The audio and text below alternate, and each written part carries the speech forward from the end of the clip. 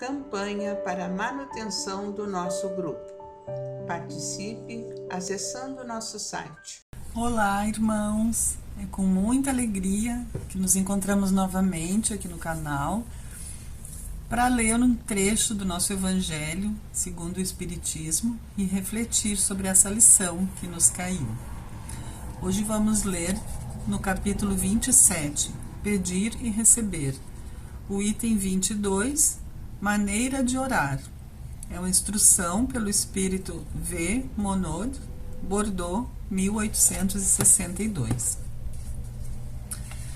O primeiro dever de toda criatura humana e o primeiro ato que deve assinalar o seu retorno à atividade diária é a prece. Quase todos rezam, mas são poucos os que sabem rezar. Que importância terão perante o Senhor as frases que repetem de forma maquinal, sem compreender nem prestar atenção no que estão dizendo? Rezam por hábito, por um dever a cumprir e cuja execução é sempre um peso. A prece do cristão, do espírita ou de qualquer outro culto deve ser feita logo ao acordar, após o espírito retomar o domínio do corpo. Ela deve elevar-se em agradecimento a Deus com muita humildade, deve vir do fundo do coração, agradecendo por todos os benefícios recebidos até aquele dia, pela noite transcorrida, durante a qual foi permitido, ainda que inconscientemente, visitar os amigos, os espíritos protetores, extraindo do contato com eles novas forças para continuar a caminhada. A prece deve elevar-se humildemente aos pés do Senhor. Deve mostrar a fraqueza que possui, para que possam suplicar seu amparo, seu perdão e sua misericórdia. Ela deve ser profunda, pois é a alma de vocês que deve se elevar até o Criador, devendo transfigurar-se como Jesus no Monte Tabor, quando ele apareceu de forma iluminada, falando com Moisés e Elias, na presença dos apóstolos Pedro, Tiago e João. A prece deve chegar ao Senhor branca e radiante de esperança e de amor. Ela deve conter o pedido das graças de que necessitam, mas daquelas que realmente necessitam. É inútil pedirem ao Senhor para encurtar as provas, para lhes dar somente alegrias e riquezas. Peçam a Ele os bens mais preciosos, como a paciência, a resignação e a fé. Não digo como muitos fazem, não vale a pena rezar, uma vez que Deus não me atende. O que pedem a Deus na maioria das vezes? Já se lembraram de pedir a própria melhoria moral? Não, poucas vezes pediram isso. O que mais se lembram de pedir é o sucesso para os empreendimentos terrenos, e depois ainda dizem: Deus não se ocupa conosco. Se o fizesse, não haveria tantas injustiças. Insensatos, ingratos. Se analisarem honestamente o fundo de suas consciências, encontrarão quase sempre em vocês mesmos o ponto de partida para os males pelos quais lamentam. Peçam antes de todas as coisas para que sejam pessoas melhores, e vão ver que imensidão de graças e de consolações irão receber. A prece deve ser uma prática diária, sem que para isso seja preciso retirar-se para seus aposentos ou exibir-se de joelhos nas praças públicas. Ela deve fazer parte dos deveres de cada um, qualquer que seja a natureza deles, sem exceção. Não é um ato de amor a Deus assistir seus irmãos em qualquer necessidade moral ou física? Não é um ato de reconhecimento elevar o pensamento ao Senhor quando recebe um momento de felicidade, quando um acidente é evitado, até mesmo quando é atingido apenas de leve por uma contrariedade? Portanto, é dever de todos agradecer em pensamento. Muito obrigado, meu Deus, por tudo que tenho recebido. É um ato de arrependimento humilhar-se diante do juiz supremo quando cometerem uma falta, e ainda que por um breve pensamento lhe dizer: Deus, me perdoa, pois pequei, por orgulho, por egoísmo ou por falta de caridade. Concede-me a força para não mais falhar e a coragem para reparar o meu erro. devem orar dessa maneira, independente das preces regulares da manhã, da noite e dos dias consagrados.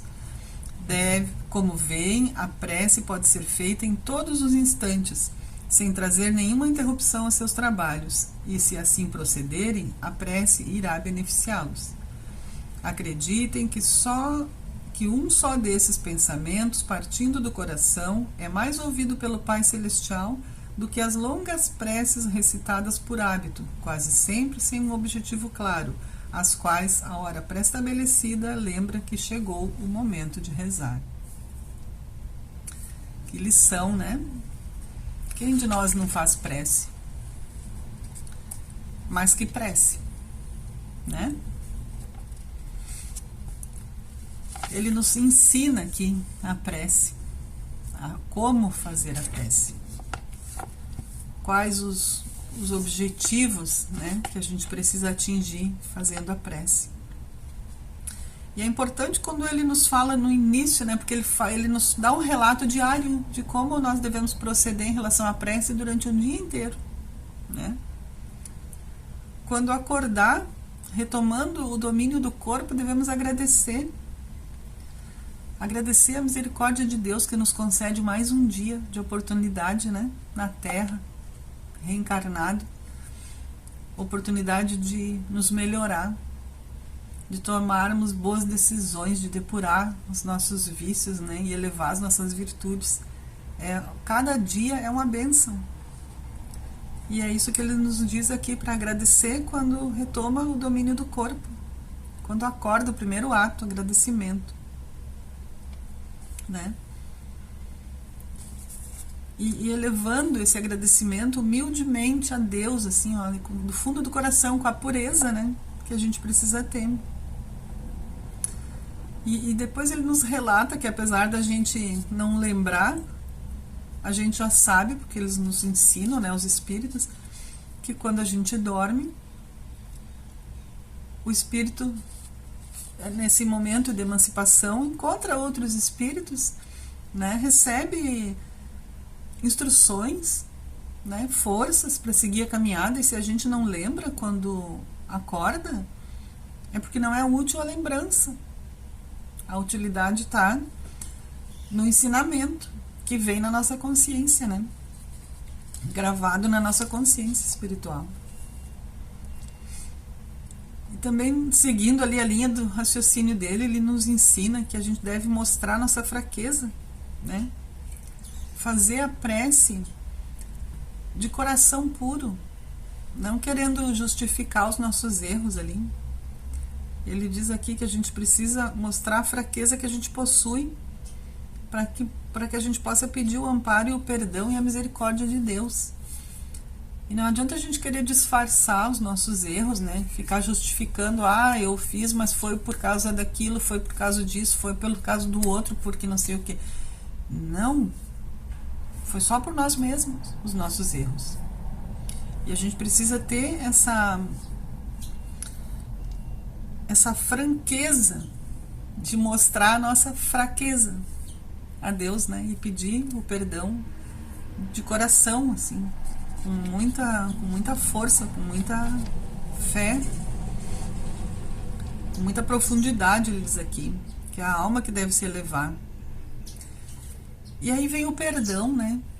Daí me ocorre que na lição do perdão eles nos ensinam que para pedir perdão a Deus pelas nossas faltas, a gente precisa perdoar os nossos irmãos de caminhada, que também a gente se ofende, se magoa com alguma coisa, e a gente precisa perdoar os nossos irmãos, entendendo, né, que todos nós estamos na mesma caminhada, mais ou menos juntos, todos nós erramos. E a gente precisa entender, muitas vezes, as mágoas, as ofensas que a gente recebe é em função, né, também da dificuldade do outro. Então a gente precisa ter essa misericórdia, precisa ter esse olhar caridoso, né, e fraterno com o outro, entendendo e perdoando. Porque com o nosso coração livre dessas mágoas, a gente pede perdão a Deus pelas nossas faltas, né? Ele diz aqui que a prece deve chegar ao Senhor branca e radiante, de esperança e de amor. E depois, na sequência, ele vai nos ensinando o que pedir, né? Pedir as graças de que realmente a gente necessita. E aqui ele nos fala que é inútil pedir ao Senhor para encurtar as provas, né?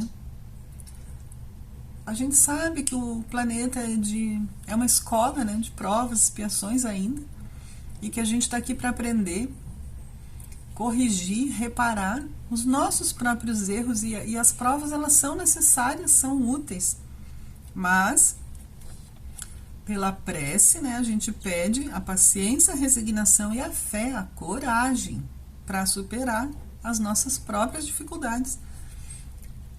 E o que isso às vezes nos dá?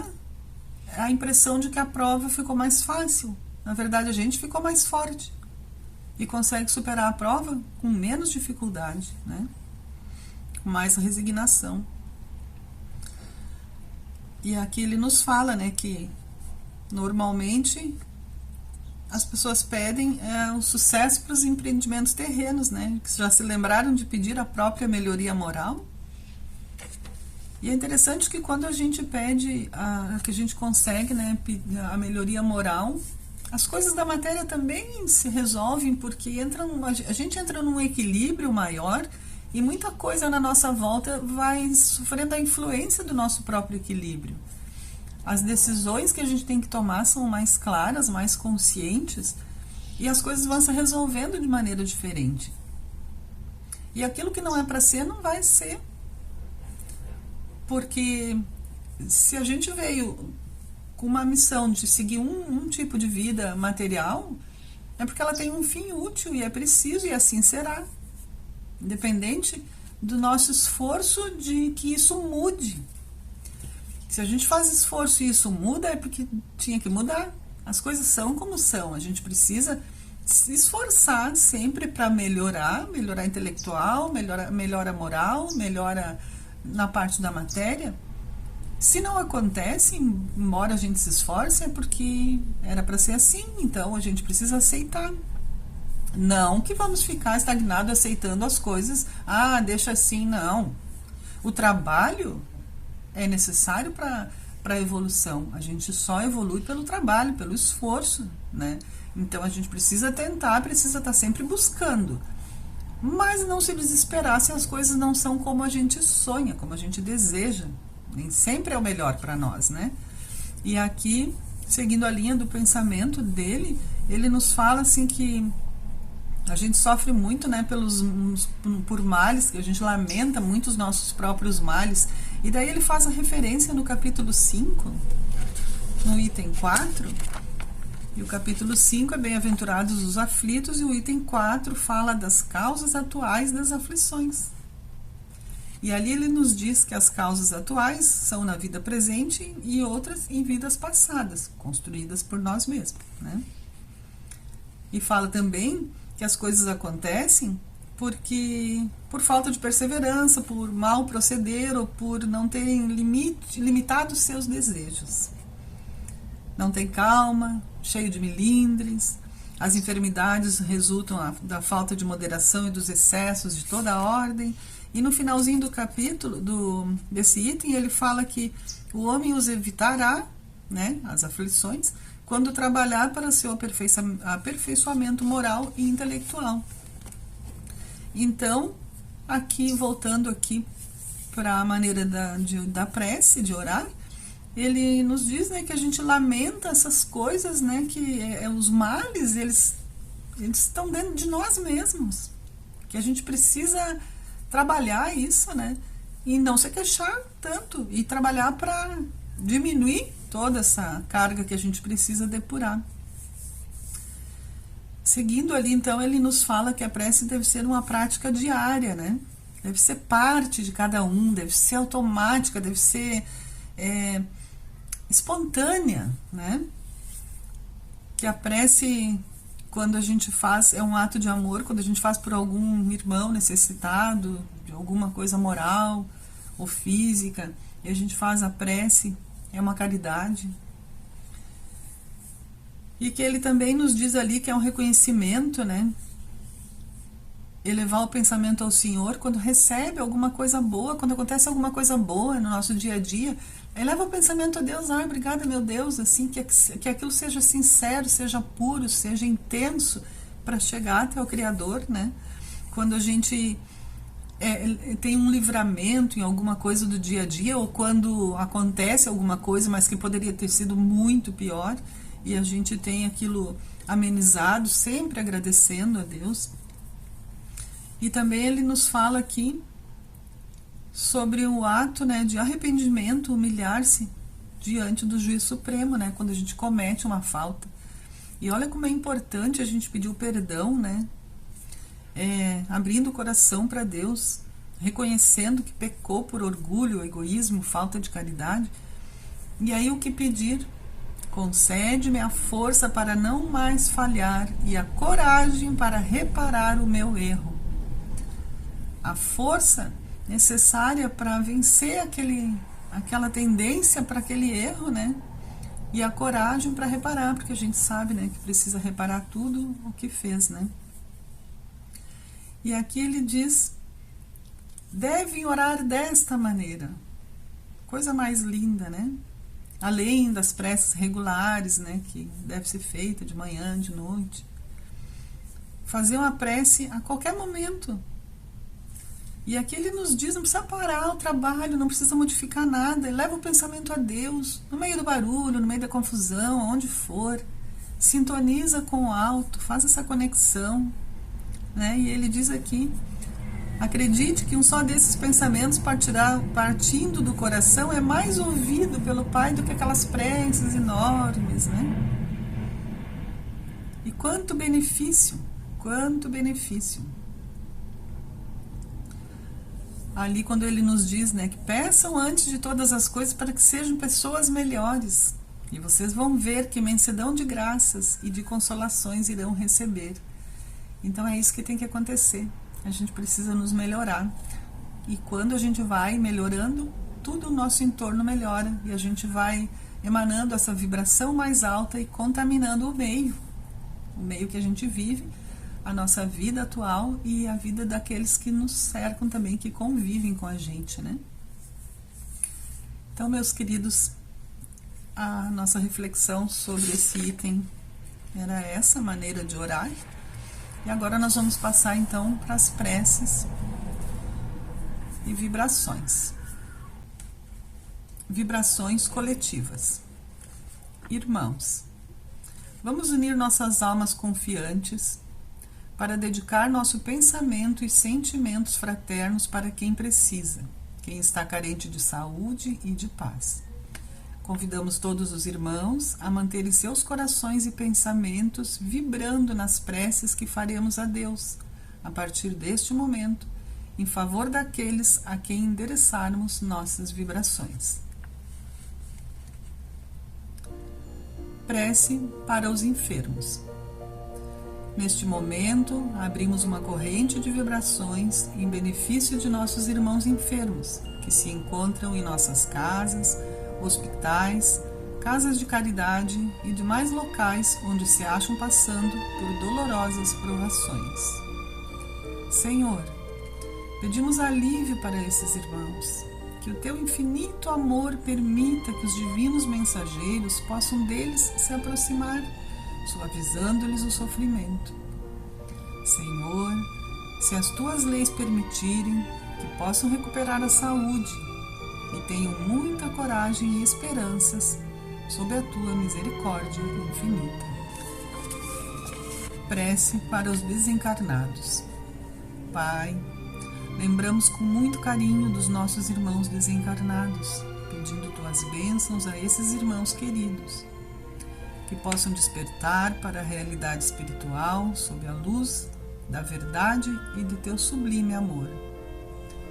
Que se esclareçam, se libertem de todas as perturbações, reanimem-se e progridam, envolvidos na força da tua amorosa proteção. Prece para os lares. Pai, precisamos que o teu amor ilumine os nossos lares, afastando as trevas da incompreensão, dos vícios, do sofrimento, das perturbações espirituais.